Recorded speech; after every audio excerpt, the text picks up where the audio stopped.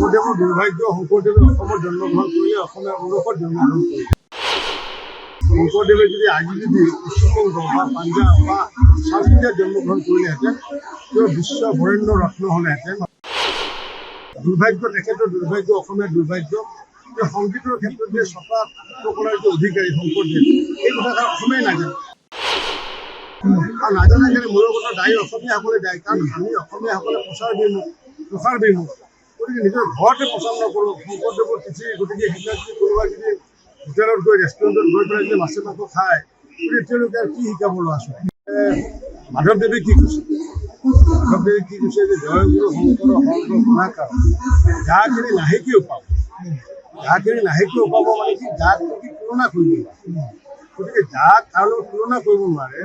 তেওঁৰ মানুহজনৰ লগত বেলেগ মানুহৰ বা মহাপুৰুষৰ নামেই নাহে কাৰণ শংকৰদেৱে হৈছে 101টা কলাৰ অধিকাৰী শংকৰদেৱৰ দুৰ্ভাগ্য শংকৰদেৱে অসমত জন্মগ্ৰহণ কৰিলে অসমীয়া গৌৰৱত জন্মগ্ৰহণ কৰিলে শংকৰদেৱে যদি আজি যদি পশ্চিমবংগ বা পাঞ্জাব বা সাউথ ইণ্ডিয়াত জন্মগ্ৰহণ কৰিলেহেঁতেন তেওঁ বিশ্ব বৰেণ্য ৰত্ন হ'লেহেঁতেন কাৰণ 101টা কলাৰ অধিকাৰী ব্যক্তি আজিলৈ পৃথিৱীত জন্মগ্ৰহণ কৰালে মোৰ লগত মই মুকলি বিতৰ্ক কৰিব পাৰে কাৰণ 101টা কলাৰ অধিকাৰী যিটো যদি কওঁ মই সংগীতৰ ছটা উপকলা আছে নিজে গীত লিখা নিজে সুৰ দিয়া নিজে কণ্ঠ দিয়া নিজে স্বৰলিপি লিখা নিজে বাদ্যযন্ত্ৰ বজোৱা আৰু সেই বাদ্যযন্ত্ৰৰ তালে তালে নিজে নৃত্য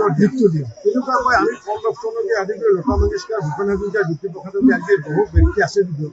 শংকৰদেৱৰ দৰে ছটা কলাৰ অধিকাৰী আগতে ব্যক্তি জন্মগ্ৰহণ কৰা কিন্তু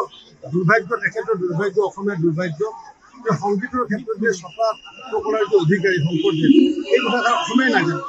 আৰু নাজানে কাৰণে মূলৰ কথা দায়ী অসমীয়াসকলে দায়ী কাৰণ আমি অসমীয়াসকলে প্ৰচাৰ বিমুখ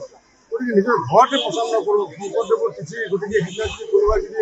হোটেলত গৈ ৰেষ্টুৰেণ্টত গৈ পেলাই যদি মাছে মাংস খায় গতিকে তেওঁলোকে আৰু কি শিকাব ল'ৰা ছোৱালী নিশ্চয় থেংক ইউ যিকোনো খবৰৰ বাবে যোগাযোগ কৰক 7099017330 লগতে 7099017110 নম্বৰত।